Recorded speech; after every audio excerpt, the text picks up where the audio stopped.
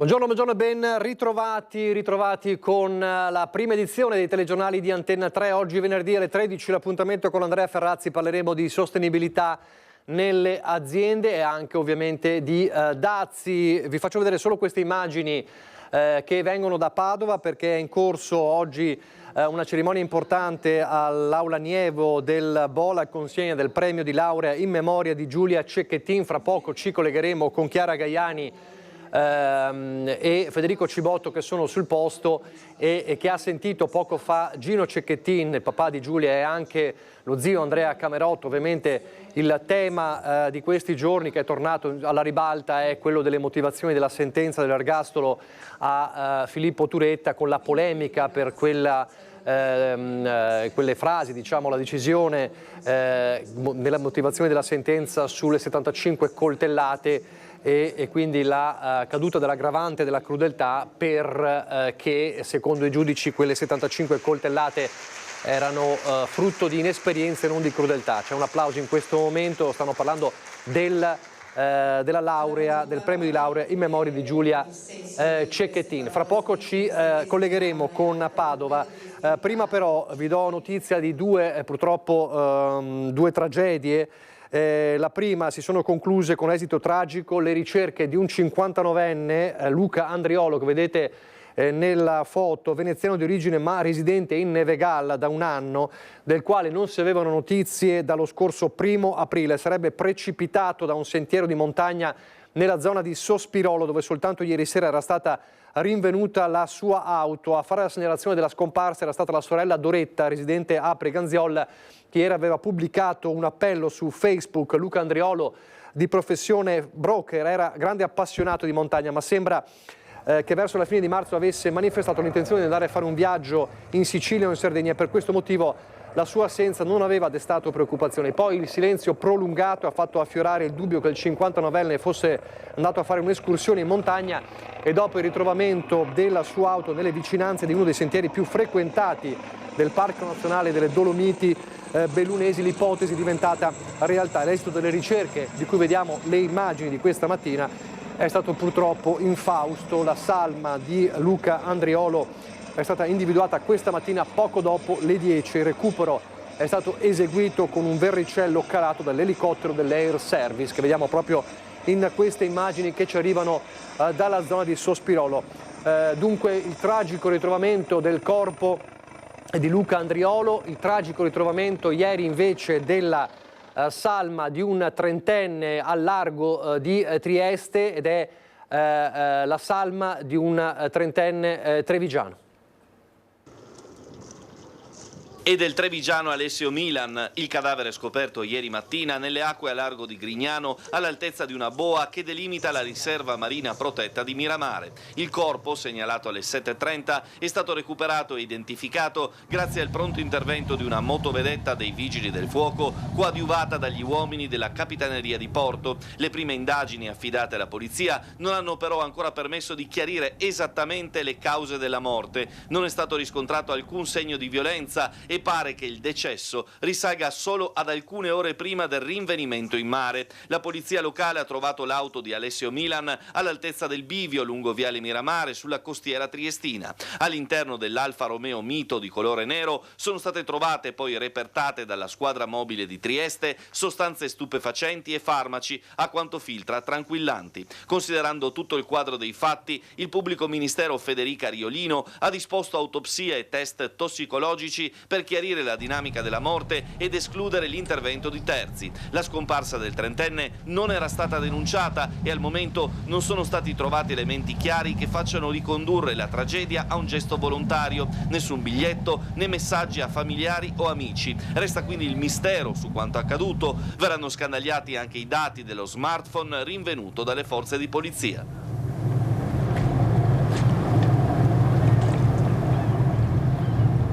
Due drammi dunque e due tragedie, con, lo ricordo, il corpo di Luca Andriolo ritrovato questa mattina a Sospirolo, incidente fatale. Bisognerà capire se incidente o gesto estremo invece alla base della morte del trentenne Alessio Milan, trevigiano, trovato invece ieri a largo di Trieste. C'è un'altra notizia di cronaca e poi andiamo a Padova con un incendio grave che ha colpito una casa colonica a San Zenone degli Ezzelini.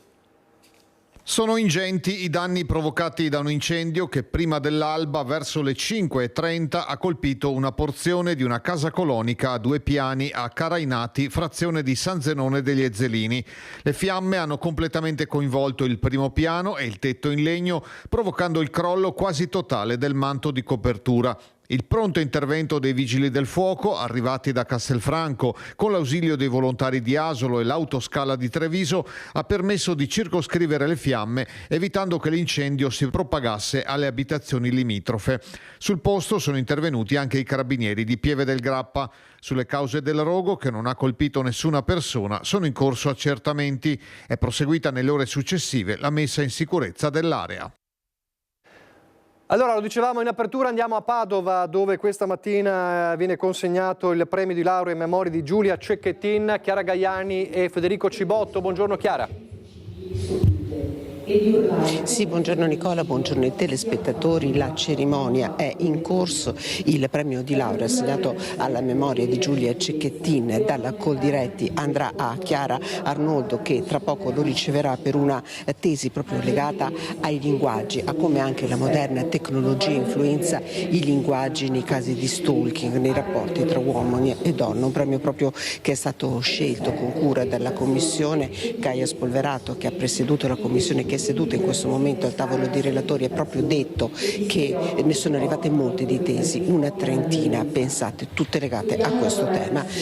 In prima fila, lo avete visto dalle immagini che avete proposto prima del collega Federico Cibotto, il papà di Giulia, Gino Cecchettin, lo zio di Giulia, che tra l'altro è proprio iscritto a Coldiretti, quindi si sente parte di questa impresa. Andrea Camerotto, noi all'ingresso con il collega Federico Cibotto li abbiamo sentiti, inevitabilmente si è parlato di quello che è accaduto questa settimana. Lo zio di Giulia in particolare ha detto: mi hanno inferto la 76esima coltellata. Allora Nicola, direi che sentiamo le due interviste che abbiamo raccolto con Federico Cibotto, poi la linea da Padova può tornare allo studio. Dolore su dolore, perché insomma non ci si aspettano certi tipi di motivazione, però ecco, oggi siamo qua per un altro motivo e quindi vorrei rivolgere sempre in positivo e cercare di guardare all'atto proattivo del tutto. Infatti oggi si parla di parole che diventano importanti nel cambiare la cultura anche intorno alla violenza sulle donne. È utile usarle nel modo giusto, perché una parola può fare la differenza fra empatia, distacco, fra odio, amore e fra pace e guerra, quindi dobbiamo usarle nel modo giusto e soprattutto nel lato positivo. Proprio di laurea si è dato una giovane donna come era Giulia. Sì, tra l'altro oggi ne ho viste tantissime lauree, in particolar modo ovviamente non posso non essere triste per quel momento che ci è stato negato, e quindi, però è anche giusto festeggiare la laurea di altre ragazze e sono felice di festeggiare con loro. Qualcosa sta cambiando? Ancora poco, nel senso che quando contiamo vittime di femminicidio vuol dire che c'è ancora da fare, però dei timidi segnali, il fatto di parlarne quotidianamente, di comunque fare qualcosa, e sento vicinanza, sento che il problema è sentito, ecco, e quindi forse qualcosina riusciremo a fare. Con la fondazione come sta andando?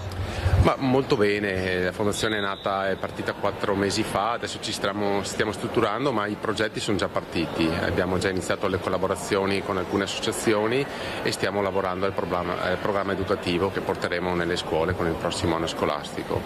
C'è tanto lavoro e quindi ecco, chiediamo l'aiuto di molti. Un sogno da vedere realizzato. Parlavo proprio con gli studenti poco fa e dobbiamo avere sogni. Il mio è quello di arrivare al 31 dicembre quando la conta di quei femminicidi è ancora zero, ma anche un sogno di poter realizzare la felicità dei miei figli. Oggi viene consegnato un premio di laurea che parla dell'importanza delle parole e del linguaggio. Il linguaggio usato dai giudici e le motivazioni della sentenza non sono appropriate, lo avete già detto. Sì, in realtà siamo stati molto colpiti, tutta la famiglia. Ho visto che anche nei social si è scatenato nei commenti un giudizio negativo rispetto a queste parole usate. Non sono in grado di giudicare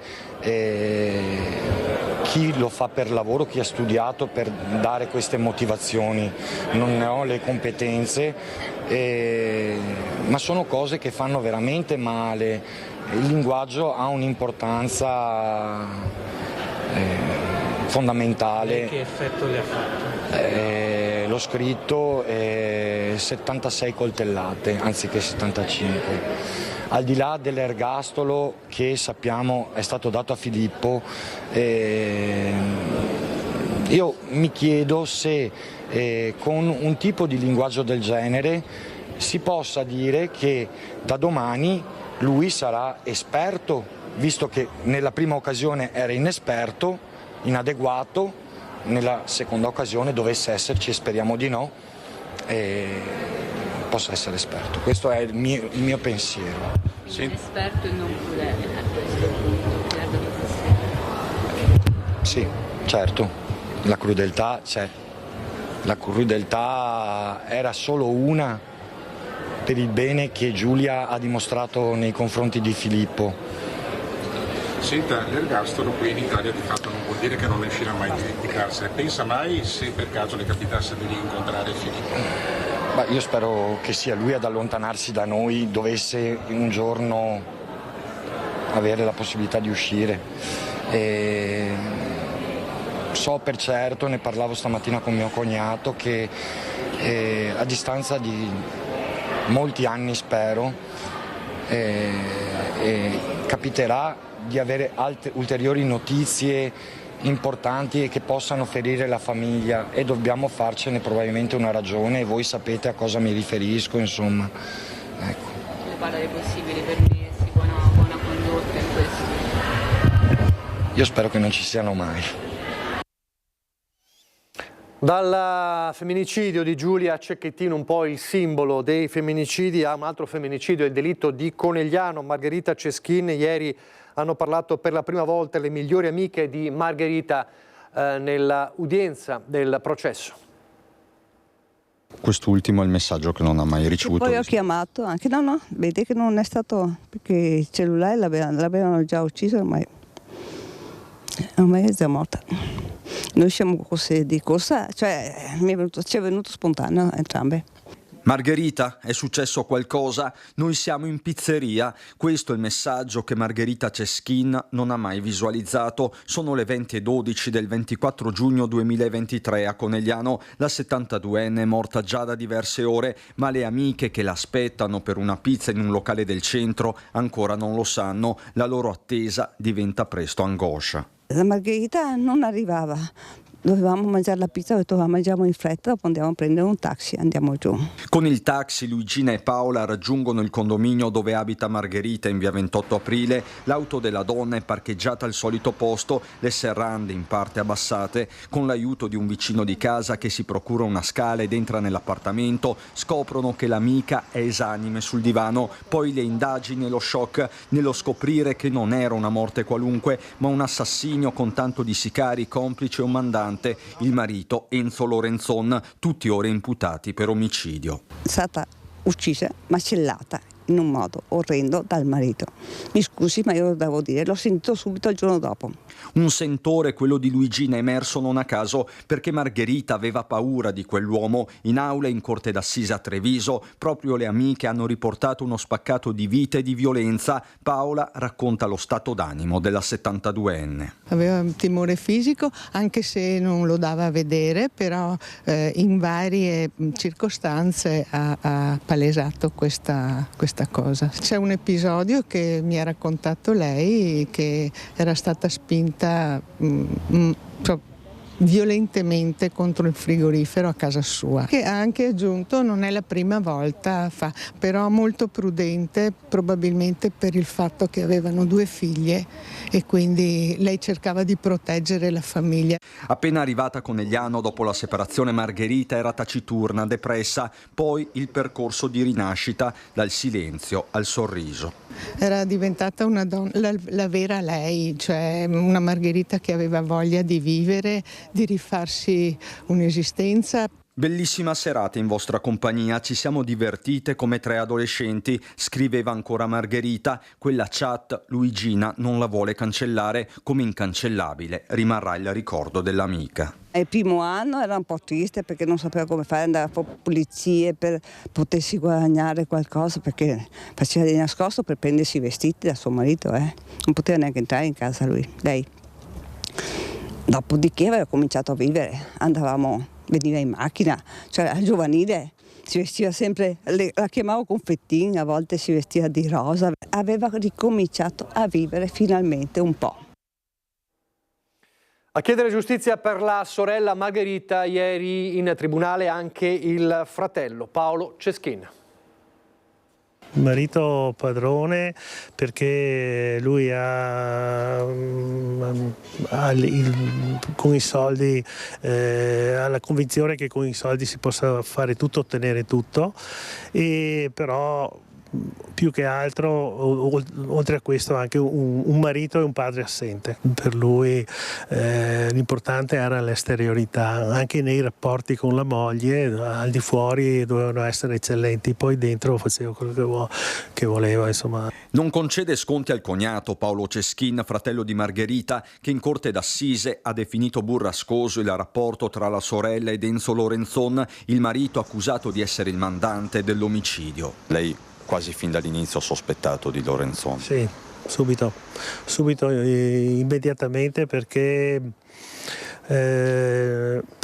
ho la ferma convinzione che mia sorella non potesse avere nessun nemico. Lorenzon, ha raccontato Ceschin in aula, si era lamentato anche con lui nelle rare occasioni di incontro per l'assegno di mantenimento che doveva corrispondere a Margherita, circa 10.000 euro al mese. Insomma, il rapporto si era ulteriormente deteriorato per motivi economici dopo anni di piccoli grandi soprusi, ma in aula, oltre alla dimensione umana e privata, sono emersi nuovi dettagli, in particolare sulla figura di Joel Lorenzo, estradato a inizio anno dalla Repubblica Dominicana e sospettato di aver partecipato al delitto come palo. Una teste ha riferito che in patria l'uomo faceva il poliziotto. Ha specificato che faceva parte di reparti speciali che si occupavano, per come l'ha spiegato la Teste, in forma incappucciata della cattura di soggetti pericolosi, quindi un soggetto sicuramente ben diverso da quello che si è presentato davanti a noi alla scorsa udienza. Che faccia parte delle forze dell'ordine,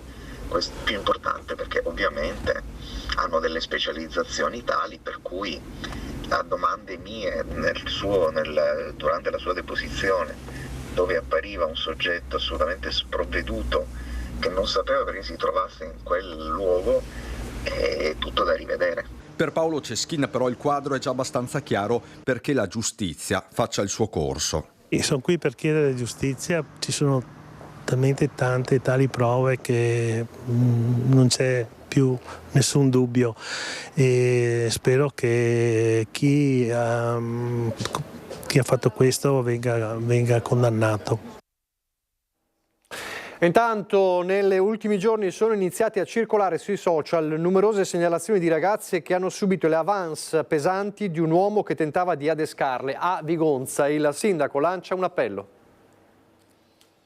Uomo italiano di mezza età si muove a bordo di un'utilitaria blu o bianca. Questo l'identikit dell'adescatore che da qualche giorno preoccupa gli abitanti di Vigonza. Sono state decine le segnalazioni di ragazze avvicinate dall'uomo. L'obiettivo sono soprattutto donne molto giovani, approcciate con apprezzamenti spinti e volgari ed invitate a salire in auto.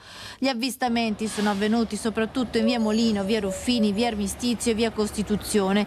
Il sindaco di Vigonza, Gianmaria Boscaro, già disposto un'intensificazione dei controlli. E noi abbiamo già rafforzato i pattugliamenti della polizia locale perché ci è stato segnalato che quest'uomo agisce tendenzialmente tra mezzogiorno e le 5 di sera, quindi nel pomeriggio, durante il pomeriggio, e quindi abbiamo messo in campo i nostri agenti di polizia locale per pattugliare la zona. Ma nonostante questo intervento è importante innanzitutto che le famiglie prestino un'attenzione particolare. Quello è un quartiere residenziale dove vivono molte famiglie ed è bene che siano tutelate soprattutto le donne più giovani che sembrerebbero essere l'oggetto di questi apprezzamenti, e poi di fornire le informazioni in modo tale da permetterci di procedere con le indagini insieme ovviamente ai carabinieri che sono informati e anche loro stanno operando nella zona. Martedì l'uomo ha tentato di addescare anche una minorenne avvicinandola mentre stava passeggiando sul marciapiede. La giovanissima per fortuna è riuscita a scappare. Tante le denunce già fatte ai carabinieri in comune e il tantam sui social per cercare di identificare il molestatore. Chiedo se ci possono essere forniti dei dati più precisi non solo sull'uomo ma ad esempio anche il numero di targa o il modello, in modo tale che riusciamo anche attraverso dei controlli incrociati a individuarlo. Questo è importante per tutelare la nostra comunità e le nostre ragazze. Le ragazzine appena sono state contattate da quest'uomo sono scappate. Cercate di scappare nel caso in cui dobbiate mettervi al riparo verso il centro dove ci sono le persone, dove c'è magari aperto il comando di polizia locale, dove ci sono i vari esercizi commerciali, non verso i campi dove si è isolati, perché queste due vie confinano con gli argini e con i campi, e appunto segnalateci o a noi o ai carabinieri le nuovi eventuali episodi. E prima di andare a Tombolo, dalla nostra Vanessa Banzato, una notizia di servizio. La strada provinciale Covolo di Pederobba Cornuda è chiusa al traffico. Un mezzo pesante ha infatti urtato l'architrave del sovrapassaggio della strada regionale Feltrina. Ci sono verifiche in corso sul posto, i tecnici, verifiche strutturali. E quindi in questo momento la strada provinciale tra Covolo di Pederobba e Cornuda è chiusa al traffico. Dopo cercheremo di darvi notizie più precise. Andiamo a Tombolo, ragazzini purtroppo protagonisti della cronaca, minorenni, vediamo perché. Vanessa, buongiorno. Buongiorno a te Nicola. Sì, protagonisti 3 ragazzini, uno di 14 anni e 2 di 15 anni che lo scorso 10 febbraio hanno preso di mira il distributore di benzina Esso. Siamo in pieno centro a Tombolo, con una forza tremenda, con efferatezza hanno sfondato a furia di calci, spallate questa porta. Vedete che restano ancora i segni di quel gesto terribile di forza. Una volta entrati si sono recati fino al retro del bancone, hanno raggiunto il registratore di cassa e da qui hanno preso poche centinaia di euro. Si parla di una cosa come 375 euro che erano custodite nel registratore e che era un po' quello che restava a fine giornata, più che altro la moneta che viene utilizzata dai gestori per dare i vari resti in contanti ai clienti. Li hanno individuati grazie alle immagini delle telecamere di videosorveglianza che li hanno ripresi mentre poi passo per passo mentre compivano questo gesto insano. Tra l'altro agivano a volto scoperto, di conseguenza è stato semplice per i carabinieri riuscire a individuarli. Li hanno raggiunti nelle loro abitazioni e hanno trovato, pensate, gli stessi abiti che avevano utilizzato lo scorso 10 febbraio. C'è da dire che c'è molta rabbia da parte dei titolari, da parte dei gestori del distributore di benzina. C'è molta rabbia perché dicono questa è, pensate, la 14ª volta in 3 anni che questa attività viene presa di mira dai malviventi. Soltanto lo scorso 26 dicembre ignoti avevano dato fuoco a quella pompa di benzina e soltanto il tempestivo intervento dei vigili del fuoco aveva davvero evitato che si verificasse una tragedia. Adesso i tre, che sono tra l'altro un paio, sono ben noti alle forze dell'ordine, abitano tutti quanti nel circondario, devono rispondere di furto aggravato in concorso. Una cosa fuori dal microfono ci ha detto il titolare: questi ragazzi continuano a delinquere, ma non sono delinquenti, avrebbero bisogno davvero di una struttura, di qualche persona che li accompagni e li aiuti a capire qual è la corretta via da seguire per una vita decisamente migliore. Non hanno voluto parlare al microfono i titolari, ci hanno appunto raccontato le varie disavventure che hanno subito negli ultimi tempi, ultimo in ordine cronologico dicevamo lo scorso 10 febbraio quando hanno sfondato la porta e rubato il denaro. Però ecco, c'è tanta rabbia nelle loro parole, dicono adesso basta davvero, non sappiamo più cosa fare per riuscire a proteggerci nella maniera adeguata. Denunciamo sempre i carabinieri, purtroppo però sì, questa cosa serve, ma serve fino lì, quindi c'è parecchia rabbia davvero nelle loro parole. Da Tombolo per il momento, Nicola, è tutto, ti ricevo la linea. Grazie Vanessa Banzato, restiamo a parlare però di giovanissimi. Vi avevamo mostrato 2 giorni fa il video shock che ritrae 4 ragazzi che scorrazzano sopra i tetti di alcuni palazzi di Bassano del Grappa. Cresce la preoccupazione per una bravata che può e poteva trasformarsi in tragedia. Ha destato davvero grande clamore il video che abbiamo trasmesso nei nostri telegiornali che ritrae 4 ragazzi mentre camminano sopra i tetti di questi palazzi, una bravata che può costare la vita. Ha destato clamore ma anche sconcerto e impressione. No, dove sei andato? Mamma, dove che lei sul cammino? I 4 ragazzi che si sono arrampicati fin sopra i tetti di questi palazzi hanno rischiato davvero tanto, troppo. Viene proprio l'ansia a pensare che erano sopra di casa qui a girare così. Mamma mia, questi sono matti però, Beh, insomma, siamo arrivati veramente a un livello inimmaginabile, da morire dalla paura. Che sia una bravata, sì, che sia una bravata pericolosa anche, quindi bisogna trovare il modo di fare in modo che non succeda più, che non si ripeta. Dopo che questi siano in cerca di like o di cose, questo è un altro problema, è un fenomeno sociale che lasciamo stare. Sfidare la sorte, realizzare un video da postare sui social per dimostrare agli altri di non avere paura. Per raggiungere i tetti il gruppetto ha oltrepassato questa inferriata avvolta nel filo spinato. Sprezzanti del pericolo, potevano scivolare e rimanere infilzati su queste lance oppure precipitare a terra, un volo che sicuramente non gli avrebbe lasciato scampo. Questa signora abita in uno dei palazzi usati dai giovani per la loro bravata.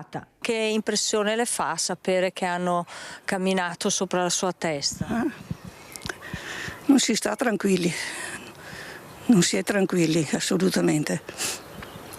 Si siedono spesso anche sul muro qui di Piazzale Terraglia? Sì, si siedono con le gambe al di fuori, poi giocano e una volta all'altra dico sempre che cadono giù. Da morire dal pensiero ai mamme poi. Più sprezzanti del pericolo. Sì, ai mamme vengono tutte mal di cuore a guardare che robe è. Ancora minorenni protagonisti in negativo purtroppo della cronaca. Rapinarono un 25enne circa un mese fa in via Roma. Siamo di nuovo a Treviso. 2 giovanissimi individuati e denunciati dai carabinieri, uno ha soltanto 16 anni. Si cercano ancora i 2 complici. Per un mese i militari dell'Arma hanno passato a setaccio ore e ore di registrazioni, videosorveglianza pubblica e privata, dando alla fine un nome e un volto a 2 dei 4 componenti la Baby Gang che il 5 marzo scorso aveva rapinato nel quadrante caldo di via Roma un 25enne, derubandolo di un cellulare e della bicicletta. Si tratta di un 16enne di origini tunisine, di cui ora si occuperà la Procura dei minori, e di un 20enne residente nella Marca, entrambi già noti alle forze dell'ordine. Non solo calci e pugni, pugni quella sera nei confronti della vittima venne usato anche dello spray urticante. Un primo importante passo per i carabinieri, ora è caccia anche i 2 complici che potrebbero avere i giorni contati. Su via Roma intanto proseguono i cantieri di riqualificazione e resta anche alta la vigilanza, polizia, carabinieri, locale ma anche esercito, e acceso resta pure il dibattito ormai intergenerazionale su baby gang e devianza giovanile. Chi fa casino, usiamo questo termine, è noto. Sì, è noto, sì. Quindi si cerca di evitare ovviamente di stare con certe compagnie o in certi posti, in certi orari. Ti senti tranquilla come giovane ragazza a uscire la sera nelle ore? Da sola no, sicuramente, non potrei mai uscire da sola la notte, di sera col buio, questo no. Chi è qui che manca? Mancano i genitori, chi è che manca? Penso io l'educazione, secondo me. E poi c'è quindi il tema in città della baby gang e della devianza giovanile. Spesso sono protagonisti i ragazzi di seconda generazione. C'è un vuoto enorme, vanno coinvolti anche gli imam, dice Abdallah Khezraji, rappresentante della comunità marocchina. Noi a Treviso non siamo a livello di Milano, non siamo a livello di Torino, però bisogna prevenire soprattutto, perché la prevenzione secondo me la parte prevenire attraverso anche i centri islamici, anche lì un ruolo degli imam, un ruolo di genitore, un ruolo anche di fare capire che il padre deve anche andare a salutare il suo figlio e chiederlo cosa ha fatto a scuola o cosa non ha fatto.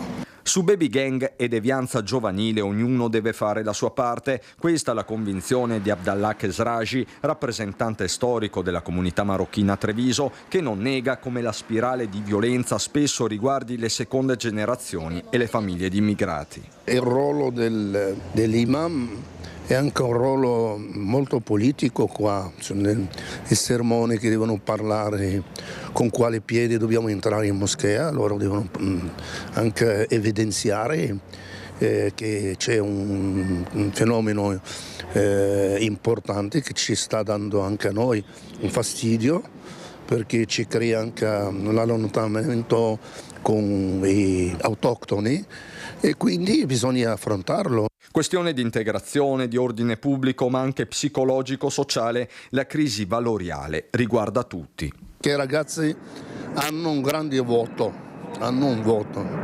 quindi il voto deve essere riempito anche con un confronto anche religioso che può servire molto equilibrato. Ad Asolo adesso da Francesca Bozza e Nicoletta Rizzetto. È stato preso dai carabinieri un ladro seriale di offerte in chiesa, l'ultimo colpo proprio ad Asolo. Buongiorno Francesca. Buongiorno Nicola, buongiorno ai telespettatori. Insieme a me, a Nicoletta Rizzetto, il sindaco Franco Dalla Rosa. Buongiorno sindaco. Buongiorno a voi. Sì, è un ladro seriale. Chiaramente le indagini sono ancora in corso, ma sembra trattarsi, sindaco, di un ladro professionista di colpi nelle chiese. Sì, è proprio un professionista del furto in chiesa. Si era dotato di un sistema proprio di addescaggio delle monetine con una lancia telescopica, e questo permetteva una specializzazione, chiamiamola, di questo modo di portare via soldi dalle offerte della Chiesa. Sì, usava, come ha detto correttamente il sindaco, questo metro telescopico agli estremi del nastro biadesivo che permetteva di pescare dalla cassetta delle offerte le monetine lasciate dai fedeli, circa 100 euro, quelle che sono state trovate, che aveva riuscito a prelevare nell'ultimo colpo, ma in una successiva perquisizione i carabinieri hanno recuperato poco meno di 900 euro, da qui insomma l'ipotesi quasi confermata che si tratti di un ladro seriale abituato proprio a mettere a segno colpi di questo genere nelle chiese. L'ultimo era stato fatto proprio il 21 marzo, sempre qui nel Duomo di Santa Maria Assunta in centro ad Asolo. Da quello che siamo riusciti a capire, nell'ultimo colpo l'uomo aveva lasciato la sua bicicletta qui fuori ed era entrato vestito da ciclista in modo da confondersi tra i tanti turisti che arrivano qui in questa perla della Marca per visitare le bellezze di Asolo, tra cui proprio il Duomo, e quindi passando come un turista aveva cercato di mettere a segno il suo colpo, ma i movimenti sospetti hanno catturato l'attenzione del custode del Duomo, che ha avvertito prontamente i carabinieri che sono appunto intervenuti. Questo conferma l'importanza della collaborazione tra forze dell'ordine e cittadini che devono segnalare il primo movimento sospetto che vedono. Esattamente, è molto importante che la collaborazione tra i cittadini e le forze dell'ordine, questo perché i cittadini sono i primi custodi del territorio e possono intercettare, vedere, conoscere, capire cosa sta succedendo e in relazione a questo chiamare le forze dell'ordine se necessita.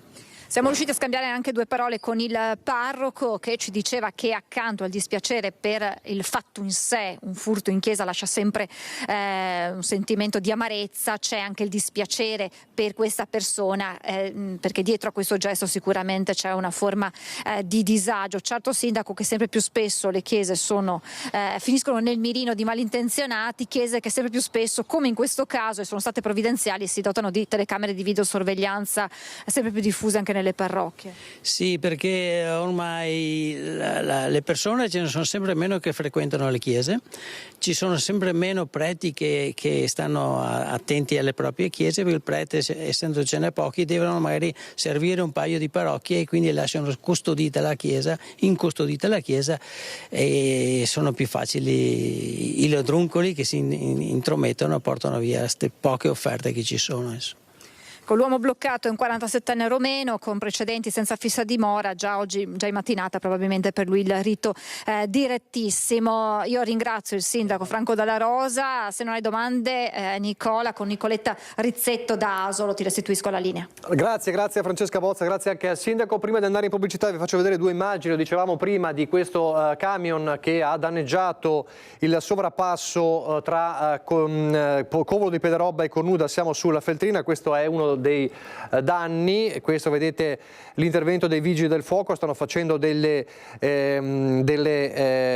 rilevamenti tecnici. Il tratto di strada è chiuso, quindi ci sono ripercussioni sul traffico lungo la Feltrina tra Covolo di Pederobba e Cornuda in questo momento. Adesso la pubblicità, ripartiremo dai dati della polizia di ieri a Treviso, ieri la festa della polizia, con anche i dati che riguardano i giovani.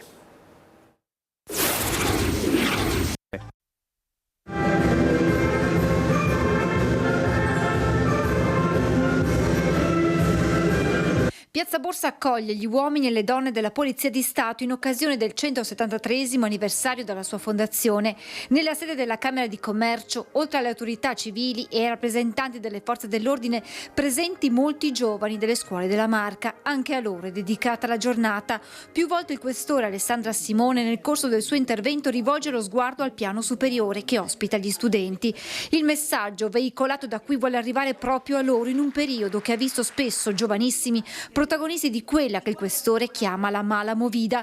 Impossibile non ricordare l'omicidio di via Castelmenardo costato la vita a Francesco Favaretto. Da quella vicenda i servizi sul territorio sono stati modulati diversamente. Da gennaio 2024 a gennaio 2025 le operazioni sono raddoppiate, quantuplicati i soggetti controllati, con l'obiettivo di contrastare il disagio giovanile. Si caratterizza principalmente per una scarsa strutturazione interna, aggregati da contingenze occasionali, nei quali si evidenzia maggiormente il disagio sociale piuttosto che una chiara volontà criminogena.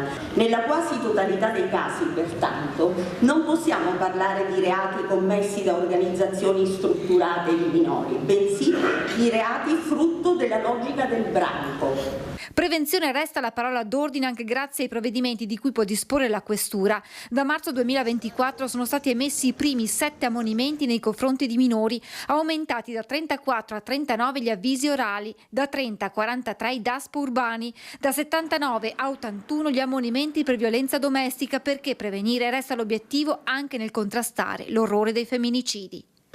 Quando la prevenzione funziona non se ne accorge nessuno, il risultato passa inosservato alla cronaca, ma gratifica profondamente noi operatori di polizia.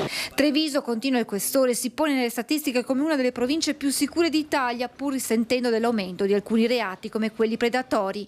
Se nel capoluogo gli autori di queste fattispecie di reato sono sempre più minori, in provincia si registra un lieve aumento di reati attribuibili a stranieri. In chiusura di intervento il questore di Treviso si rivolge ai cittadini e ancora una volta ai giovani per una collaborazione reciproca nel garantire la sicurezza sul territorio. Siete i giovani che dopo aver ripreso con il cellulare le fasi salienti di un'aggressione si presenta nei nostri uffici per metterle a disposizione degli investigatori. Ragazzi, voi che siete il futuro della nostra società, seguite solo gli esempi di integrità e coerenza di chi vi ha preceduto. E sono sempre i ragazzi ad intonare l'inno d'Italia in chiusura di cerimonia.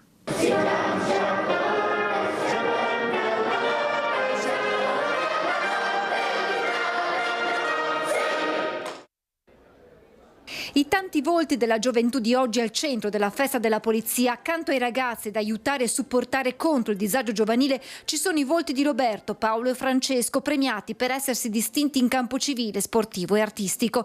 Il primo a ricevere il riconoscimento dalle mani del sindaco Mario Conte è Roberto Trevisan, che lo scorso 23 dicembre, mentre si trovava in un ristorante con la fidanzata, aveva salvato un'anziana colta da malore praticandole il massaggio cardiaco.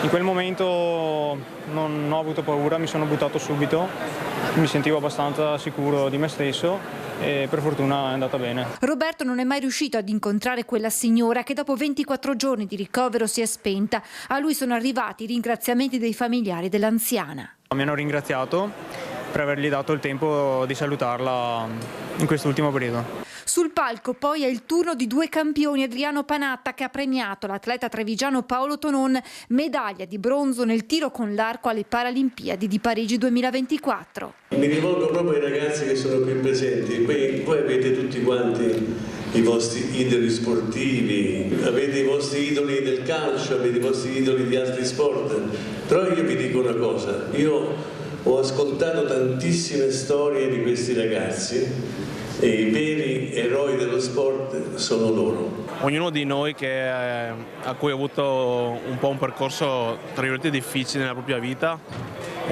comunque è riuscito un po' a riscattarsi grazie allo sport. Quindi io consiglio sempre ai giovani di praticare sport perché oltre a fare bene fisicamente ma fa molto bene anche mentalmente. È stato invece Red Canziana a consegnare il riconoscimento a Francesco Carrer, cantante trevigiano, finalista di un celebre talent show. E credo che la musica sia uno dei sistemi per stare lontani dalle cose sbagliate. Dove c'è la musica c'è armonia, c'è melodia, c'è un'anima che batte, c'è un cuore pronto a ricevere emozioni. Nel corso della cerimonia il questore Alessandra Simone e il prefetto Angelo Sidoti hanno consegnato alcuni attestati di riconoscimento ad agenti della polizia che si sono particolarmente distinti in operazioni di servizio. Così dunque ieri alla festa della polizia si è parlato, avete sentito, anche di sport. Intanto lo sport torna purtroppo alla ribalta della cronaca con offese razziste e insulti sessisti. Il calcio giovanile nuovamente nella bufera, siamo nel Padovano. Ancora due gravi episodi di razzismo e sessismo sui campi da calcio della provincia di Padova che hanno visto protagonista il calcio giovanile. Un caso di insulti razzisti dopo un gol e un allenatore che ha rivolto offese sessiste all'arbitro hanno portato a sanzioni esemplari per i responsabili da parte del giudice sportivo. Il primo episodio si è verificato il 2 aprile durante la sfida del campionato provinciale giovanissimi Under 15 tra il Real Tremignon e l'Academy Plateola 1911. Un giocatore di questa squadra, dopo un gol, ha urlato un insulto razzista ed è stato squalificato per 10 giornate. Anche la società è stata sanzionata e dovrà giocare una gara a porte chiuse. Gli insulti all'arbitro invece sono avvenuti 3 giorni dopo durante una partita del campionato provinciale juniores Under 19 tra Unione ACV e Pontecor, partita finita 2-2. Qui gli insulti sono arrivati da chi dovrebbe dare il buon esempio ai ragazzi, ovvero l'allenatore della CV che dopo un gol subito della sua squadra ha fatto invasione di campo inveendo contro l'arbitro, lanciandosi anche in insulti sessisti nei confronti della direttrice di gara. Per lui 2 mesi di squalifica. Adesso la politica, lo abbiamo raccontato il giorno stesso della decisione della consulta sul terzo mandato in campagna e quindi come l'effetto domino anche sul destino di Luca Zaia in regione, con un fine gara, diciamo, per le regionali per quanto riguarda Zaia, e allora si è aperto il dibattito, allora vediamo nei prossimi servizi da Zaia agli alleati di centrodestra al centrosinistra il dibattito sulle regionali. E questa è una grande ipocrisia, abbiamo 20 regioni in Italia, 21 presidenti da eleggere, visto considerato che 2 sono in Trentino Alto Adige. Abbiamo capito dalla sentenza della Corte che 5 di queste regioni non hanno nessun problema, quindi 6 presidenti non hanno il blocco di mandati, tutti gli altri sì. Quindi solo alcuni sindaci e solo alcuni governatori hanno questo blocco di mandati, peraltro sono le uniche cariche elette direttamente dal popolo. Nel voler ribadire che la legge è uguale per tutti, la Consulta di fatto ha rimarcato le differenze, quelle tra regioni a statuto speciale e regioni a statuto ordinario. Liberi tutti nelle prime, fermi tutti nelle seconde. All'indomani del pronunciamento della Corte Costituzionale che ha bocciato il terzo mandato per il presidente della Campania De Luca Zaia, su cui ricade la medesima scure, sottolinea con la matita rossa una a una le contraddizioni. E sono felice per Maurizio Fugatti che nel giorno della sentenza contro la Campania è riuscito a farsi approvare una legge che prevede lo sblocco dei mandati a Trento. Questa è la dimostrazione dell'ipocrisia di questo paese. Zaia prende atto dell'impossibilità di proseguire in un ruolo in cui lo hanno designato alle ultime regionali il 77% degli elettori, ma respinge i presupposti su cui si basa il dispositivo. Passa un principio per il quale, è per me inaccettabile che l'Avvocatura dello Stato vada a rinnovare in dibattito in Corte Costituzionale il principio secondo il quale il blocco dei mandati sarebbe l'unica modalità per eliminare centri di potere. Ecco, dire questo vuol dire offendere noi amministratori, e dall'altro dare degli idioti ai cittadini che non è che votano i presidenti o i sindaci uscenti semplicemente perché sono uscenti, perché li mandano a casa se non gli piacciono. Altra tesi che il presidente rigetta, quella di aver complottato con il collega De Luca per il terzo mandato. Io non ho mai avuto rapporti e gestioni parallele su questa vicenda. Vincenzo De Luca, l'unica volta che l'ho visto e l'ho sentito il Vinitali in tutta questa vicenda, per cui non c'è nessuna attività all'oscuro tra governatori. Si va dal voto, dunque legittimo per la Lega chiedere di poter esprimere il candidato governatore. Quanto al suo di futuro, Zaia continua a non sbilanciarsi. Io penso a governare, dopodiché quello che farò nel mio futuro, nel momento opportuno lo dirò e dirò anche cosa penso di tutto il resto. La decisione della Consulta penalizza il governatore più votato e amato d'Italia e gli elettori che lo hanno sostenuto. Il segretario regionale della Lega Alberto Stefani, promotore della raccolta di oltre 150.000 firme per cancellare il vincolo del terzo mandato, commenta così la decisione della Corte Costituzionale che, bocciando la legge Campana, ha di fatto messo lo stop anche alla rielezione in Veneto di Luca Zaia. Stefani, candidato naturale della Lega alle regionali, ma dal tema si tiene per il momento alla larga. Chi invece si mette a disposizione è il sindaco di Treviso Mario Conte.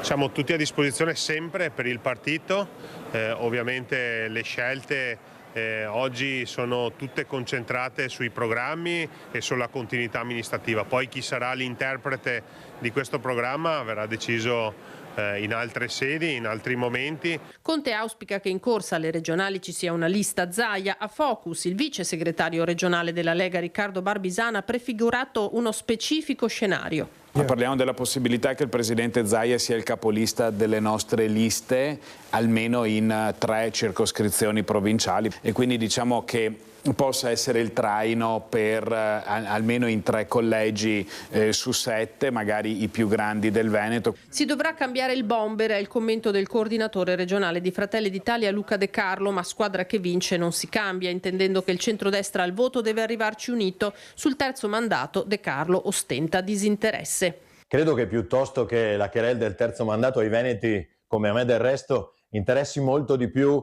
la buona notizia che arriva dagli Stati Uniti con la sospensione di 90 giorni dei dazi applicati da Trump. La Consulta non ha fatto che ristabilire e ribadire un principio che in Italia è ben noto, che non è contro o a favore di qualcuno, ma fa parte delle regole democratiche che si è dato questo Paese. Questione che non è chiusa invece per la Lega. A Trento il Consiglio provinciale ha approvato il DDL che consente al presidente Fugatti il terzo mandato. I veneti sono felici che i trentini possano scegliere liberamente il loro futuro, commenta il capogruppo della Lega in regione Alberto Villanova. La scelta della consulta invece penalizza i cittadini. Veneto stretto tra due regioni a statuto speciale, autonomia quanto mai urgente, conclude Villanova. La riprova è che sull'argomento il governatore del Friuli, Venezia Giulia, Massimiliano Fedriga, rimanda tutto al Consiglio regionale. La consulta ha voluto sottolineare in modo esplicito che per le regioni a statuto speciale non vale questo limite e possono legiferare autonomamente.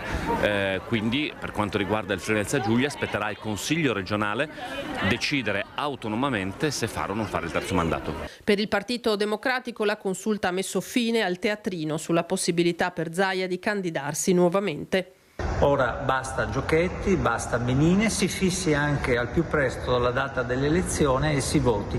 Ora chiediamo al centrodestra e al presidente uscente con responsabilità di lasciare il Veneto libero da questi giochini istituzionali, di convocare alla scadenza naturale le elezioni regionali e di consentire al Veneto di girare finalmente pagina. Quindi ci viene da chiedere veramente al presidente Zaia come potesse sperare di ottenere un altro mandato, dato che non c'è mai in questo Consiglio regionale. Quindi giustizia si è fatta, si è affermato un principio che deve essere e rimanere sacrosanto per tutti, sia per Zaia sia per qualunque altro avvenire. E intanto sabato 12 e domenica 13 aprile in tutto il Veneto prenderà forma la mobilitazione promossa dal Partito Democratico dal titolo Per il Veneto di domani verso le elezioni regionali 2025, una grande consultazione popolare promossa dalle forze del centro-sinistra per costruire con i cittadini il programma per il futuro della regione, consultazione che vedrà l'allestimento di oltre 150 gazebo già nei maggiori centri in decine comuni della regione. Partecipano anche Alleanza Verdi Sinistra, Movimento 5 Stelle, Veneto che vogliamo, il Veneto vale, Più Europa, Volta Europa, Partito Socialista Italiano e Movimento Socialista Liberale. Questo è l'appuntamento nel weekend in tutte le piazze del Veneto.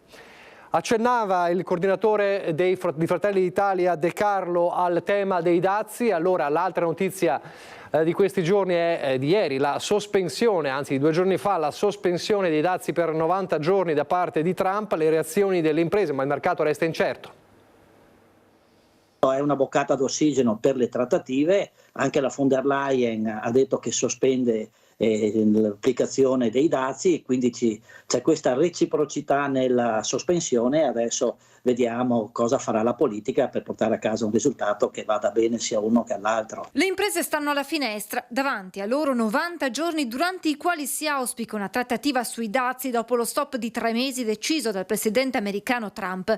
Anche l'Unione Europea congela al momento le contromisure che erano state adottate nei confronti degli Stati Uniti. Il fatto che adesso Trump denunci questo stop provvisorio secondo me è dovuto a 2 questioni. Una, le borse che sono crollate e che francamente quelli stavano bruciando miliardi, ma miliardi di risparmiatori anche americani. In più il rischio inflazione, perché tu mettendo i dazi aumenti il prodotto finale, il rischio è anche questo, e quindi un impoverimento da questo punto di vista della stessa società. Quindi secondo me adesso si è in una fase di trattativa con l'Unione Europea. Io auspico che si arrivi un domani a quel libero scambio, almeno del patto atlantico. Si aprono dunque settimane di trattative tra Stati Uniti e Unione Europea, un clima di incertezza che sicuramente non fa bene alle aziende che, secondo il presidente Pozza, hanno un'unica strada da seguire. Non possiamo più pensare al tradizionale cliente sicuro che sia in Europa o che sia negli Stati Uniti, ma bisogna creare una rete alternativa e bisogna che il sistema produttivo italiano, che è fatto poi di piccole e di medie imprese, affronti preparato nuovi mercati e tenga ovviamente questi mercati, però se non guarda a nuovi mercati, nuovi sbocchi, assolutamente si rischia molto. Noi come il Made in Italy abbiamo delle praterie davanti. È richiesto dappertutto perché tutti vorrebbero il prodotto italiano. Queste le previsioni del presidente di Camera di Commercio Pozza. Allora di dazi parleremo, ma non solo di dazi, fra pochissimo con Ecovisioni e con Andrea Ferrazzi. A fra poco.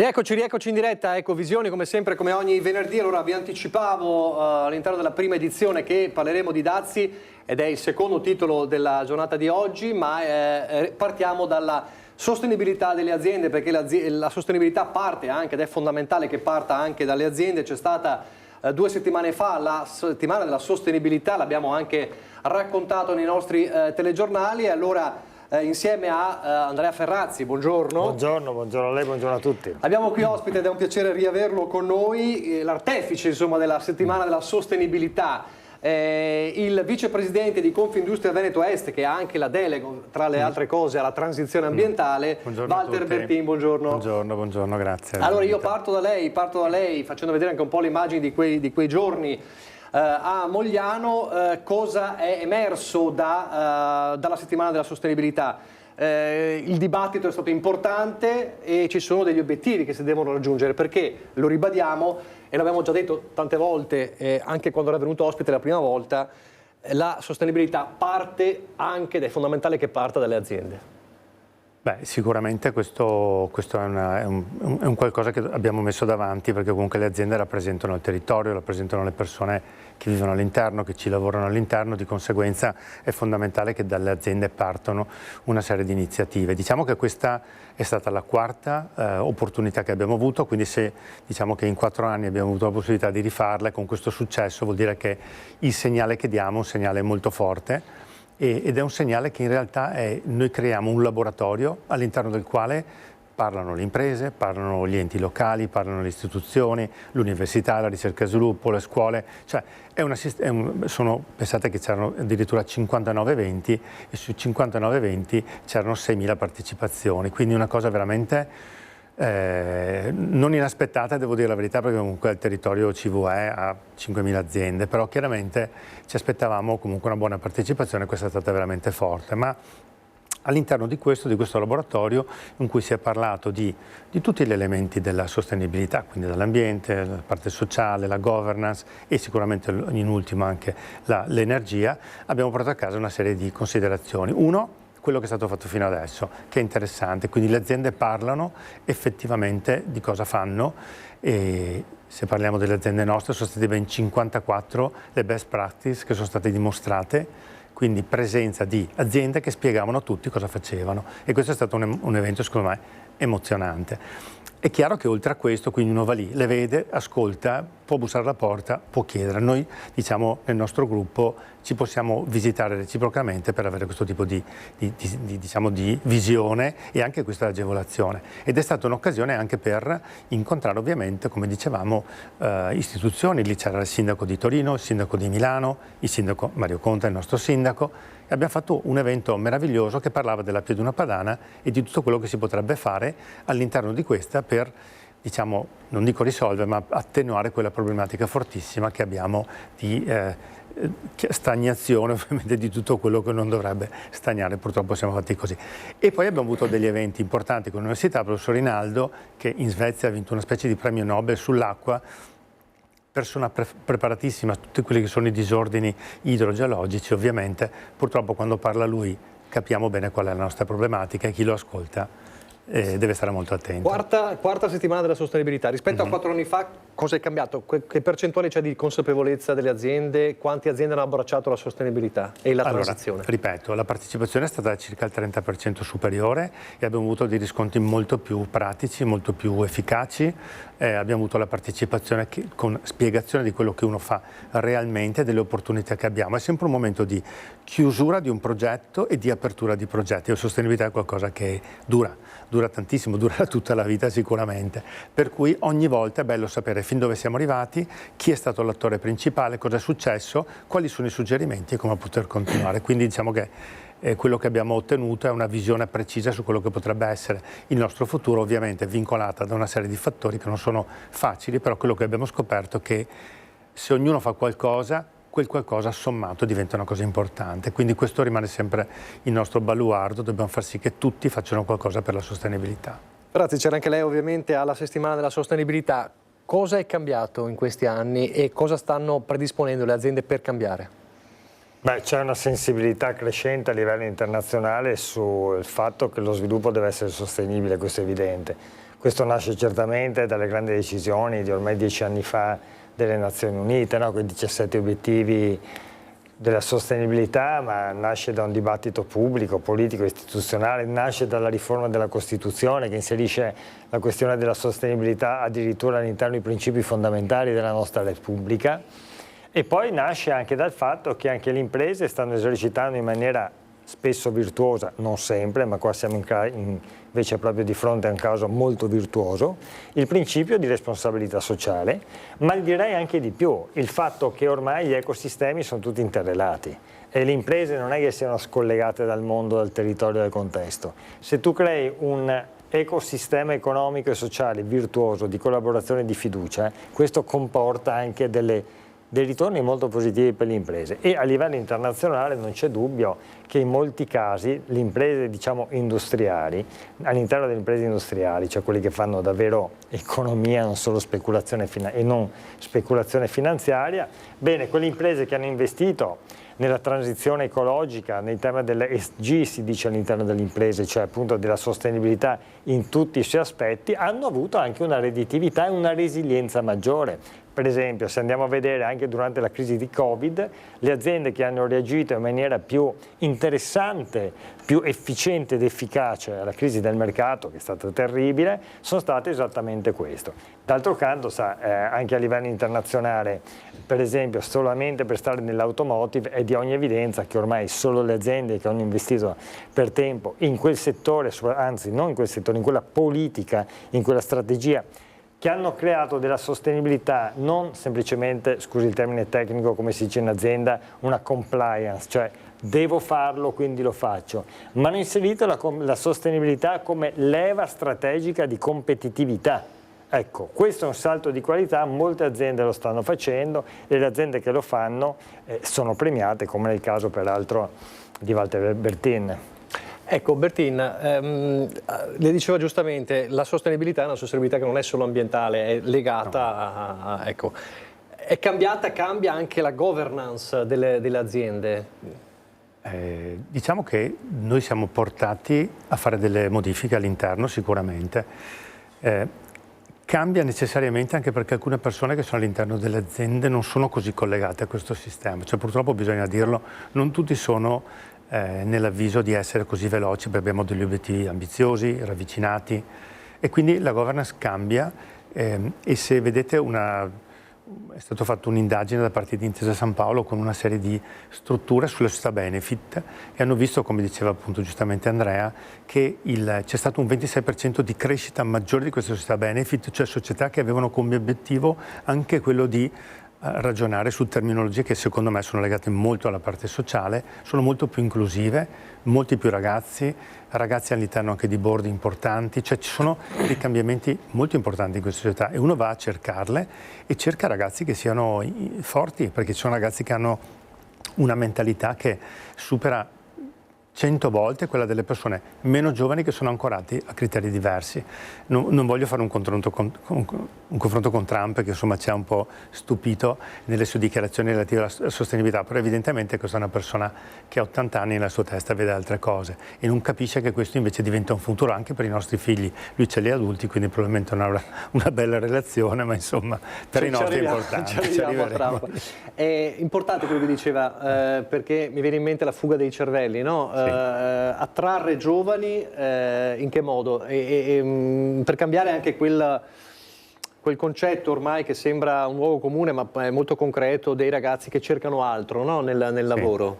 Allora diciamo che io ho ragazzi giovani che sono all'estero tra l'altro, per cui so cosa vuol dire insomma vedere un ragazzo che prende la valigia e si sposta per vedere qualcos'altro, però nella mia testa insomma dico sempre che i ragazzi facendo questo tipo di esperienza si spostano da quello che è la quotidianità che abbiamo noi che viviamo magari in piccole città piuttosto che, e quindi affrontano dei meccanismi dove si sentono più liberi anche dallo sbagliare, che è una cosa importante. Ovvio che la speranza che ritornino è perché sanno che tornando nei nostri territori hanno la possibilità di creare qualcosa con le proprie mani e purtroppo o per fortuna il nostro territorio è fatto di piccole aziende e di medie aziende.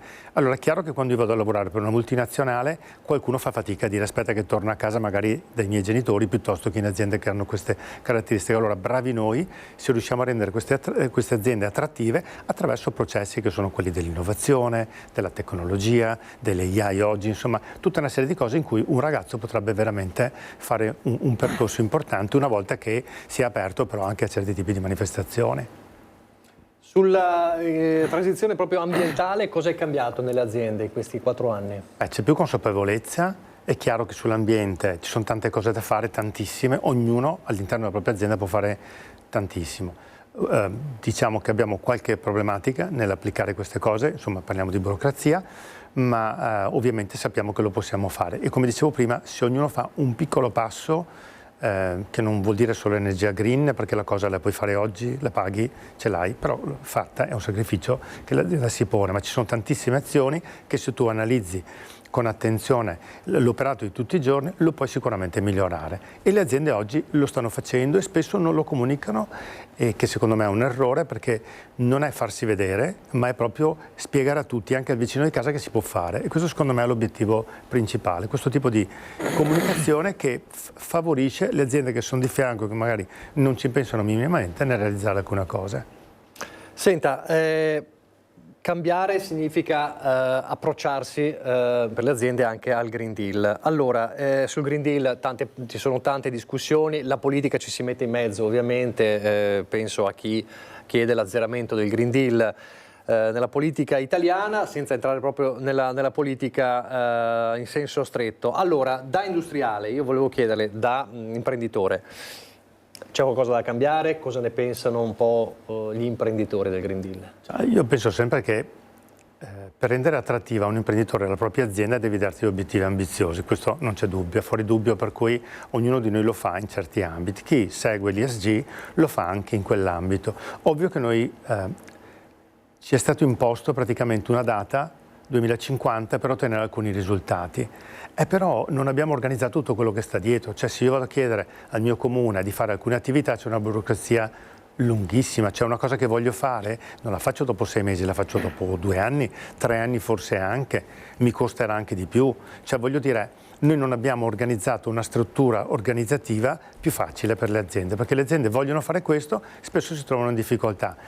Io vengo anche dal Parlamento europeo, ero ieri insomma, con il nostro Consiglio nazionale. Devo dire che non c'è stata molta sicurezza anche dai rappresentanti. Su questa cosa c'è veramente imbarazzo, perché sappiamo benissimo che quando la carota la metti troppo distante e questo non funziona, poi la gente si stufa. E invece non devi fare questo, devi avere obiettivi più giusti, più corretti e farli raggiungere, magari premiando anche quelli che arrivano e che danno l'esempio. Grazie. E lavorare nella partecipazione e nella condivisione del processo fin dall'inizio. Perché questo è stato uno dei limiti. Il Green Deal secondo me è stata una grande intuizione e anche una necessità, diciamo, storica, economica e sociale. Però come è stato applicato, diciamolo pure, l'ho scritto anche nel libro che abbiamo presentato e coprodotto con Media Nord-Est, Timmermans ha sbagliato da questo punto di vista, e questo lo vado dicendo da anni, perché intanto gli obiettivi per essere tali devono essere raggiungibili, questa è proprio la teoria organizzativa che te lo dice, altrimenti non sono obiettivi e già su questo c'è da discutere. Secondo, li devi coinvolgere gli operatori economici e sociali, prima, non dopo. Devi trovare insieme il metodo, cioè un'attenzione non solamente all'obiettivo ma al processo della condivisione. Questa è stata un'assenza della politica degli ultimi anni, dopodiché è vero che è facile dirlo a posteriore, il Covid, il casino, meno 8% del PIL, morti, 200 morti, 1000 morti in Italia, è verissimo. Però deve essere l'occasione questa non per azzerare il Green Deal, perché sennò semplicemente la nostra economia sparisce, perché questa è la verità, di fatti, ma per orientarlo in modo tale che sia davvero raggiungibile, efficace, e su questo c'è molto lavoro da fare. Il tema del sistema autorizzativo, diciamo, anche delle norme interne, no? Perché C'è una direttiva europea che stabilisce che alcune aziende di alcune dimensioni, di alcuni fatturati e via di altri, e poi che rispondono a certi indici, hanno l'obbligo di una rendicontazione accanto al bilancio ordinario. Il bilancio si chiama di sostenibilità. Bene, è stata anche rimodulata ultimamente, 2 settimane fa, da una nuova direttiva europea, di un nuovo pacchetto omnibus, è stato chiamato europeo. E sono state aperte un po' le maglie, le piccole e medie imprese sono state, diciamo, messe nella condizione di essere un po' più flessibili, anche perché lì c'era, e questo lo dico da tempo, il paradosso di creare un processo insostenibile per raggiungere la sostenibilità, che è una contraddizione in termini. Il Green Deal non va abbandonato, anzi, bisogna creare al contrario le linee e le leve per poterlo raggiungere. Cioè non cose calate dall'alto, ma come diceva Ferrazzi, condivise. Non si può coinvolgere gli imprenditori dopo, gli operatori dopo, e questo è il concetto, no? No, è un grave errore e forse anche un sintomo di inesperienza, se posso dirlo, perché comunque quando tu prendi un imprenditore e cominci a dargli degli obiettivi che sono comunque inerenti alla sua attività e a quello che comunque lui genera nel territorio, l'imprenditore si prende l'impegno di sicuro. La maggior parte se lo prendono, sono disposto a mettere la mano sul fuoco per quello che li conosco io, e da noi sono molto sensibili. Il fatto è che se tu l'obblighi a fare alcune cose e poi non gli dai il supporto per poterle portare avanti, le aziende si perdono, ma si perdono proprio all'interno. Tu vedi che il management sa cosa fare, ma poi si perde con la quotidianità, che comunque è la burocrazia che abbiamo le nostre aziende, che è incredibile in questi periodi, ormai da qualche anno, per cui anche quegli obiettivi che sono ambiziosi, che tu ci terresti e lo faresti, fai fatica a realizzarli, perché poi alla fine vedi che devi occupare spazio per altre cose. C'è chi fa anche degli orari esagerati nelle aziende, ma noi per un discorso anche del buon vivere, vabbè, well-being, chiamalo come vuoi, ma anche di star bene, tu devi lasciare le persone che le mandi a casa, le spedisci a casa, perché hai bisogno che loro stiano con le proprie famiglie, quindi non possono, diciamo, perdere tempo in più, o riescono a concentrare le loro tematiche durante la giornata, oppure purtroppo alcune cose le perdiamo e queste rimangono per ultime. Cosa invece viene calato dall'alto, perché lo decide l'uomo solo al comando a Washington, sono i dazi. Il secondo titolo è indicativo, dazi sì, dazi no, insomma c'è, come dire, una situazione incredibile, la sospensione a 90 giorni, ma non per la Cina. La Cina, vediamo l'ANSA, rialza i controdazi sui beni USA dall'84 al 125%, l'Europa nervosa. Calo Francoforte, Parigi e Milano, rialzo Londra e Madrid, Lagarde, BCE pronta a intervenire. Allora, prima di vedere le nostre slide, cerchiamo di affrontare un attimo coi dati che sta succedendo e cosa c'è dietro soprattutto, perché qui ormai il duello è chiaro, non l'abbiamo già detto, USA-Cina. Ma cosa c'è dietro è difficile dirlo. Di sicuro quest'uomo sta facendo innumerevoli danni, ma non solamente agli altri paesi, ma anche a se stesso. Io ricordo che il termine idiozia biblico, letteralmente la traduzione dell'ebraico antico è mani da sé legate, da sé mangiata carne, cioè l'idiota è colui che fa male a se stesso innanzitutto. E noi si parla naturalmente, giustamente, di dati di carattere quantitativo macroeconomici, ma la perdita di credibilità del cosiddetto soft power, che è un potere fondamentale nelle relazioni internazionali, con ricadute potenti anche negli affari economici, che Trump sta causando all'America, è enorme, e se sarà recuperabile nel lunghissimo tempo.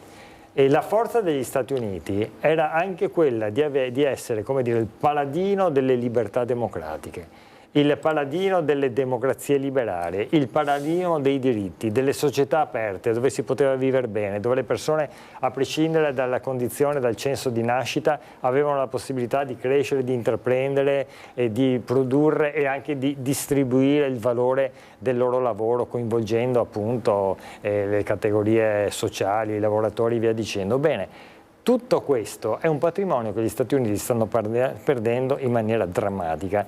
Dico questo perché dei dati macroeconomici, dei dati della crisi diciamo, di tutti i dati anche degli Stati Uniti, delle borse degli Stati Uniti, sono talmente grandi davanti ai nostri occhi che penso, insomma, che i commenti di questi giorni siano stati potenti.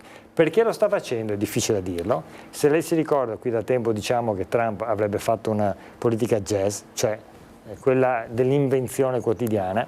Io credo che vada inserita nell'analisi, lo dico tranquillamente, un elemento di lettura psicopolitica nell'uomo, perché questa idea di vendicarsi, diciamo, per 4 anni che avrebbe vissuto in maniera colpevolizzata, no? L'arresto, le foto e via dicendo, e adesso sta usando oggettivamente la Casa Bianca come luogo in cui menare fendenti a destra e a sinistra. Credo che gli Stati Uniti da soli contro il mondo perdono loro, stanno costringendo tra l'altro giustamente i nostri paesi europei a guardare anche altrove, e la Commissione è andata un mese fa interamente rappresentata in India, la Cina sorniona è lì che aspetta, perché non aspetta altro, e rischiamo di aprire i nostri mercati alla Cina, altro che diciamo ad aprire gli Stati Uniti, e Trump vuole portare il lavoro e le nostre imprese negli Stati Uniti, a parte che è una cosa non facilissima, ma i lavoratori italiani dove vanno? Cioè, qualcuno si sta facendo questa domanda? Cioè, può essere un interesse per... E poi c'è l'ultimo elemento che è un po' sorprendente, no? Perché è abituato a pensare, diciamo, al principio di onorabilità nella funzione pubblica, come dice la nostra Costituzione. La nostra Costituzione dice che chi affronta, chi vive un ruolo pubblico deve esercitarlo con disciplina e onore. Beh, Trump, ieri un senatore democratico ha fatto partire un'inchiesta parlamentare perché in 4 ore Trump ha guadagnato, sulla base delle proprie azioni politiche da presidente, come imprenditore privato ha guadagnato in 4 ore più di 400 milioni di euro. C'è un altro caso che è sfuggito di più. In Arabia Saudita fino a poco tempo fa era vietato per investitori dell'immobiliare investire nel loro paese. Hanno concesso a un investitore per la prima volta di costruire un grattacielo in Arabia Saudita, notizia diffusa anche nei giornali un mese e mezzo fa, la proprietà di questa società è del presidente Trump. Ecco, allora forse dietro c'è anche proprio un interesse personale che non fa benissimo, diciamo. Bertin, come stanno le imprese? Si devono guardare attorno, sentivamo Pozza prima, insomma i mercati, ma può bastare guardare altri mercati, perché di fronte a sospensione, poi riprendere i dazi chissà quando, chissà come, cioè la variabilità è nemica del mercato da sempre, no? E siamo di fronte invece a una variazione continua. Diciamo che non è proprio un filantropo, se possiamo dire sinceramente, Trump, e ci sta deludendo anche per i toni che utilizza, che sono toni che come padre di famiglia non accetto, ma neanche come imprenditore. Li faceva con Biden, pensavamo che fosse uno scherzo. Allora, questo aggrava un po' la situazione, perché chiaramente voi sapete che adesso sono le 13, lui probabilmente tra un'ora si sveglia, no? Giusto? Più o meno, o si è già svegliato. Noi non sappiamo cosa succederà fra un'ora, perché lui tra un'ora può darsi che si incoroni di nuovo re di New York, piuttosto che faccia la festa del suo compleanno con 6 chilometri, cioè lui si è pronunciato in questa maniera, voglio dire. Poi, come diceva Andrea giustamente, la speculazione che c'è stata su questa operazione, ed è chiaro che noi imprenditori, prima cosa che vediamo è la non affidabilità del fatto che noi dobbiamo andare lì a produrre. Cioè, è assurdo, cioè, lui potrebbe, un anno dopo che tu sei arrivato lì, che tra l'altro paghi tutto molto di più, e vi posso garantire, noi abbiamo una sede in Canada, insomma qualche problema l'abbiamo con le persone, le fidelizziamo, va bene, l'americano fa fatica a farlo, di conseguenza è difficile poi mantenere questo. Amici che hanno azienda lì fanno fatica bestia. E lui dopo 2 anni ti può dire: tu sei un italiano che sei venuto qua a produrre alle mie spalle, quindi ti raddoppio le tasse, quindi chi è che può avere la sicurezza? Poi lui dura 4 anni, a 80 anni, non lo so, voglio dire, io incrocio anche le dita per lui, però non può essere. Questo è sicuramente un grande problema, di conseguenza noi non possiamo andare là, ma pensate al mondo farmaco, 11 miliardi. Ma sono farmaci di cui l'americano ha bisogno, cioè tu pensa a questo come ragiona. Allora, gli aumenti il prezzo, beh, pagheranno di più, ma tu non puoi pensare che un farmaco lo produci negli Stati Uniti in 448, ci vogliono anni per farlo, trasferire lo stabilimento, tutte le modalità, l'FDA americana, è difficilissimo, cioè su queste cose io non lo capisco, cioè non può essere, quindi l'imprenditore lo guarda con grande scetticismo e per forza si apre in altri canali. La Cina ci darà l'esempio perché invaderà sicuramente l'Europa e noi dobbiamo fare come lei, cioè dobbiamo lavorare in Cina, in India, in altri paesi, quindi è giusto muoversi. Allora, vediamo velocemente le slide. Partiamo dalle esportazioni dell'Unione Europea verso gli Stati Uniti con questi dati. Ferrazzi. No, diciamo che questi sono i dati di realtà, come sempre facciamo in questa trasmissione. E se li confrontiamo con i numeri dati da Trump, diciamo che ha dato i numeri assolutamente, cioè che sono totalmente inventati e sballati. E questo dimostra che, vede, c'è un elemento di fondo che nella prima lezione di economia aziendale ti insegnano i professori. I prodotti sono beni e servizi. Beni e servizi, cioè prodotti, questa è la forma. Bene. Allora, Trump utilizza per esempio solamente la questione dei beni, cioè nel bilancio commerciale dell'Unione Europea nei confronti degli Stati Uniti è vero, lo vediamo nell'istogramma di sinistra, il rettangolino celeste, noi esportiamo verso gli Stati Uniti più di quello che gli Stati Uniti esportano da noi, rettangolino verticale rosso, è vero, c'è un differenziale di 157 miliardi. Però i servizi, che non è che sono poca cosa, cioè l'intelligenza artificiale, per fare un esempio, è il servizio, cioè è quello che ti crea il differenziale competitivo oggi e ancora di più domani, quindi un'importanza straordinaria, anzi diciamo pure che se un'azienda e uno Stato entra nel tuo con un servizio è molto più pervasivo, perché entra nella struttura produttiva, nei processi produttivi. Ebbene, si vede che la situazione è totalmente ribaltata, cioè gli Stati Uniti esportano da noi molto più di quello che noi esportiamo di là. Per cui, anche dal punto di vista numerico, la questione della bilancia commerciale che Trump vorrebbe, attraverso i dazi, riequilibrare, è sbagliata di fondo perché non c'è questo dislivello. Dopodiché che si possa immaginare addirittura attraverso i dazi di riequilibrare l'eventuale appunto bilancia commerciale negativa per gli Stati Uniti, anche questo sarebbe tutto da dimostrare dal punto di vista proprio della teoria economica. Vediamo quali sono le industrie esposte ai dazi nell'Unione Europea, seconda slide. Purtroppo sono le imprese che hanno a che fare molto con l'economia veneta, perché qui le vediamo in maniera molto plastica, insomma, no? Sono le scarpe, la gomma, l'acciaio, il ferro, i vegetali, i macchinari industriali, chimica organica, per poi arrivare appunto alle aziende che hanno i dazi peggiori, i prodotti farmaceutici, la chimica organica, e qua giustamente, come dice Walter, quello di cui hanno bisogno ci mettono i dazi, una follia totale. E i dazi sono una brutta bestia, perché vuol dire semplicemente che l'esportatore, una volta arrivato alla dogana, deve pagare subito, cash, 30. Il prodotto vale 100, paghi nel caso di prodotto farmaceutico una tassa di 38 subito, dopodiché ti arrangi. Allora cosa succede a quel punto? O il produttore ha una capacità, non esiste il 38%, di mantenere fermi i prezzi e quindi entra nel mercato a un prezzo sempre che aveva stabilito prima, oppure deve aumentare i prezzi, quindi il cittadino americano avrà prezzi maggiori, quindi la politica di Trump che voleva abbattere l'inflazione verrà totalmente tradita nei fondamentali, quindi davvero dal punto di vista economico è una contraddizione. I prodotti farmaceutici, ma lei ne sa qualcosa? Ecco, è un dato impressionante, è quello che diceva prima, rivediamo la slide. Sì, questo dà veramente. Allora, la dimensione, come dicevo, è circa 11 miliardi comunque, ma 11 miliardi di farmaci importanti che loro non producono, quindi sicuramente dietro ce ne sono anche degli altri e quindi non ha nessun motivo. Però diciamo, le aziende, cioè le nazioni si comportano in maniera diversa tra di loro. Pensate che il Canada in questo momento ha ridotto dell'80% il consumo dei prodotti che arrivano dall'America. Una reazione di questa che dovrebbe essere il 51esimo Stato americano, pensa l'ambizione e il sistema che sta organizzando lui come vuole la Groenlandia, loro hanno deciso che l'80% non lo consumano più.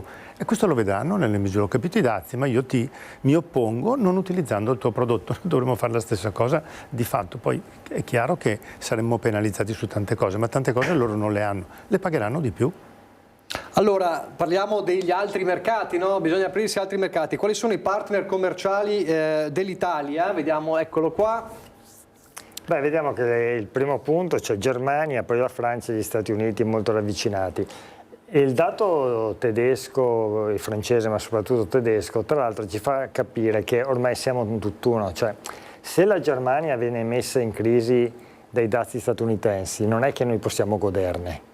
Perché essendo i maggiori esportatori nel sistema industriale tedesco, se ne perde la Germania, ne perdiamo noi. Cioè quando parliamo di integrazione delle politiche europee, parliamo di interessi, dei soldi nelle nostre tasche, non parliamo di teorie campate per aria, di politica generica. Cioè noi, per esempio, il Veneto esporta tantissimo nella catena dell'automotive, appunto in Germania. Se le classiche, le grandi case automobilistiche tedesche, quelle legate al gruppo Volkswagen, piuttosto quello della BMW, vanno in crisi, il Veneto va in crisi.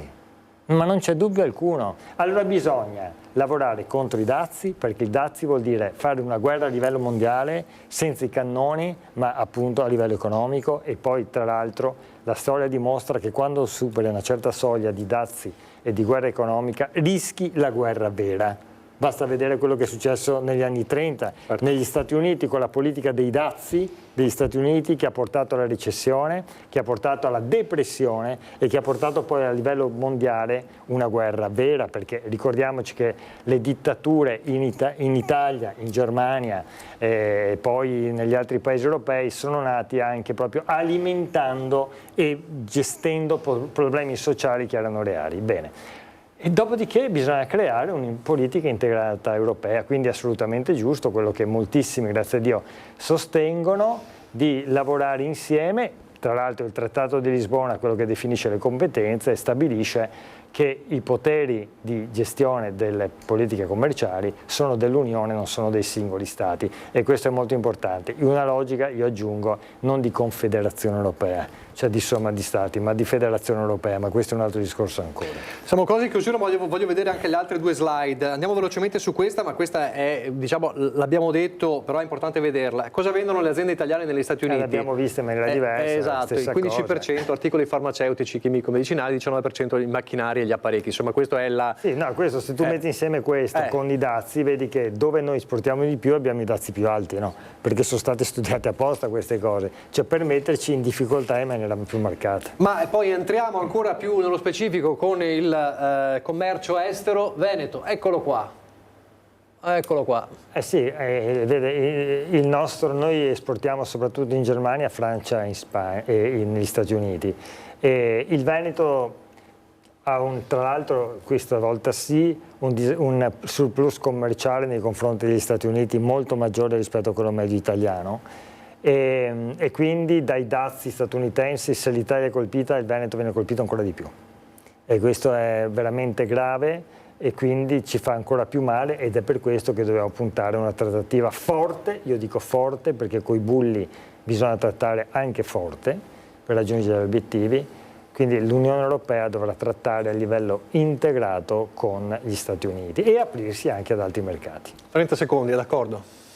Sì. No, sono d'accordo, assolutamente sì, e penso che l'Europa possa fare veramente tantissime cose, ma in questo momento si apre un mondo di, tutto sommato, quando tu cominci a trovare un nemico che prima non avevi, che prima pensavi alla globalizzazione, adesso non pensi più, diventi amico di tutti, diventi amico anche del Giappone, diventi amico della Cina, diventi amico delle nazioni anche extraeuropee. Quindi questo secondo me deve dare dei grossi spunti. Giustamente Andrea diceva, nel nostro territorio, Germania, Francia, sono aziende con cui noi dobbiamo collaborare, creare anche delle sinergie fortissime, creare fabbriche assieme, cioè noi dobbiamo pensare a questo. È chiaro che le nazioni che sono al di fuori, che sono tutte toccate da questo personaggio, potranno allearsi tranquillamente e lo faranno. È il vero senso poi dell'Unione Europea, se deve essere un'unione che sia davvero unione. Esatto. Di cosa, grazie a Walter Bartin, grazie davvero per essere stato con noi e con il suo racconto illuminante, insomma, anche delle aziende, delle nostre aziende. Di cosa parliamo la settimana prossima? Prossima settimana parliamo di sostenibilità, del festival, non quello di Confindustria Veneto Est, ma del festival dell'ASVIS,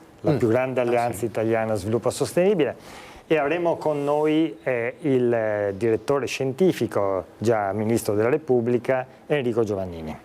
Benissimo, allora puntata da non perdere anche quella di venerdì prossimo. Grazie ancora a Walter Bertin, grazie come sempre a Andrea Ferrazzi, vi lascio al meteo e poi al film. Grazie per averci seguito, arrivederci.